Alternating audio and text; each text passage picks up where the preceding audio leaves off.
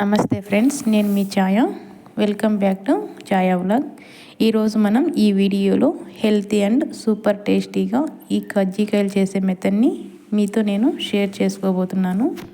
సాధారణంగా మనం ఈ కజ్జికాయలు చేసేటప్పుడు మైదా పిండితో చేస్తుంటాం. కానీ ఈరోజు నేను ఇంట్లో వాళ్ళకి ఇంకాస్త హెల్తీగా ప్రిపేర్ చేయడం కోసం చిరోటి రవ్వ బెల్లం కాంబినేషన్తో ప్రిపేర్ చేస్తున్నాను. నేను చెప్పే ఈ మెథడ్లో మీరు కూడా ట్రై చేశారంటే చిరోటి రవ్వతో చేస్తే బయట నుండి క్రిస్పీగా చాలా మంచి టేస్టీగా కుదురుతాయి. లేట్ చేయకుండా ప్రాసెస్ ఏంటో ఇప్పుడు చూపిస్తాను రండి. నేను ఆల్రెడీ 1 అవర్ పాటు ఈ పిండిని నానబెట్టి పెట్టుకున్నానండి. ముందుగా మిక్సింగ్ బౌల్లోకి ఒక 1/2 kg చిరోటి రవ్వని తీసుకోండి. నేను ఇక్కడ చిరోటి రవ్వతో చేస్తున్నాను. మీరు కావాలంటే సేమ్ ప్రాసెస్తో మైదా పిండితో చేయవచ్చు. ఇందులో కొద్దిగా సాల్ట్ని యాడ్ చేసుకోండి. ఇందులోకి 2 టేబుల్ స్పూన్ ఆయిల్ని యాడ్ చేసుకొని దీన్ని రఫ్ చేస్తూ బాగా కలుపుకోవాలి. కలుపుకోవడానికి సరిపడ్డ వాటర్ని కొద్దిగా తీసుకుంటూ సాఫ్ట్గా కలపండి. కలిపేటప్పుడు రవ్వ అనేది నీటిని బాగా పీల్చుకొని గట్టిగా అవుతుంది. ఉన్నప్పుడు కొంచెంగా నీళ్ళను యాడ్ చేస్తూ సాఫ్ట్గా పిండి ముద్దలాగా కలపండి. కొంచెం నీళ్లు వేసి కలపడం వలన కజ్జికాయలు ఫ్రై చేసిన తర్వాత పైన రవ్వలా కనపడకుండా ఉంటాయి.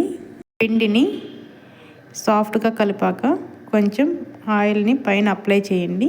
దీనివలన పిండి అనేది ఆరిపోకుండా ఉంటుంది. కవర్ చేసి 1 అవర్ నానబెట్టండి. లోపు మనం స్టఫ్ను ప్రిపేర్ చేసుకుందాం. దీనికోసం మనం ఒక మిక్సీ జార్లో 1/2 kg పుట్నాల పప్పు వేసుకొని దీన్ని మెత్తగా పౌడర్ లాగా గ్రైండ్ చేసుకోవాలి. తర్వాత ఇలా జల్లెడ పట్టుకోవాలి. ఇప్పుడు ఇందులోకి 1/2 kg బెల్లంను యాడ్ చేసుకోవాలి. ముందుగా కొంచెం పుట్నాల పౌడర్ని వేసి అందులో బెల్లం, తర్వాత మళ్ళీ పుట్నాల పౌడర్ని ఈ విధంగా యాడ్ చేసుకొని మెత్తగా గ్రైండ్ చేసుకోవాలి. చూసారు కదా, ఇలా మెత్తగా గ్రైండ్ చేసుకున్న తర్వాత ఇప్పుడు వీటిని ఒక బౌల్లోకి ట్రాన్స్ఫర్ చేసుకోవాలి.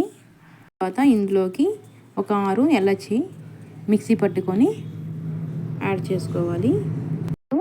ఇందులోకి 1/2 kg ఇలా తురుముకుంటున్న ఎండు కొబ్బరిని యాడ్ చేసుకోవాలి. యాడ్ చేసుకొని వీటిని బాగా మిక్స్ చేసుకోవాలి. తర్వాత ఇందులో 2 టేబుల్ స్పూన్ నెయ్యి యాడ్ చేసుకొని వీటిని బాగా మిక్స్ చేసుకోవాలి. సో చూసారు కదా, బెల్లంతో పుట్నాల పప్పు స్టఫింగ్ రెడీ అయిపోయింది.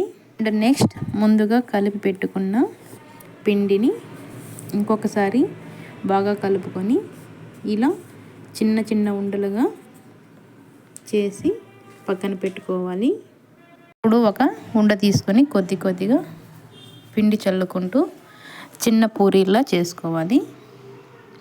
అండ్ ఈ కజ్జికాయల సైజు వచ్చేసి మీకు నచ్చిన స్టైల్లో పెట్టుకోవచ్చు. బట్ ఇవి చిన్నగా ఉంటేనే బాగుంటాయి. మరి పెద్దగా చేసుకుంటే అసలు తినలేకపోతారు. అందుకనేసి ఇలా చిన్నగా సైజులోనే చేసుకోండి. ఇప్పుడు ఇదిగోండి కజ్జికాయలు చేసే బాక్స్ అనమాట.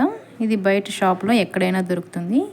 ఇలా చేసుకున్న చపాతీ పిండిని నీట్గా పెట్టుకొని ఇప్పుడు స్టఫింగ్ పెట్టుకున్నాక అంచులను తడుపుకోండి లైట్గా అనమాట. ఈ ఎక్స్ట్రా ఉంది కదా, ఇది నీట్గా ఇలా తీసేసుకోండి. నెక్స్ట్ ఇదే ప్రాసెస్లో మిగతా కజ్జికాయలను కూడా ప్రిపేర్ చేసుకోవాలి.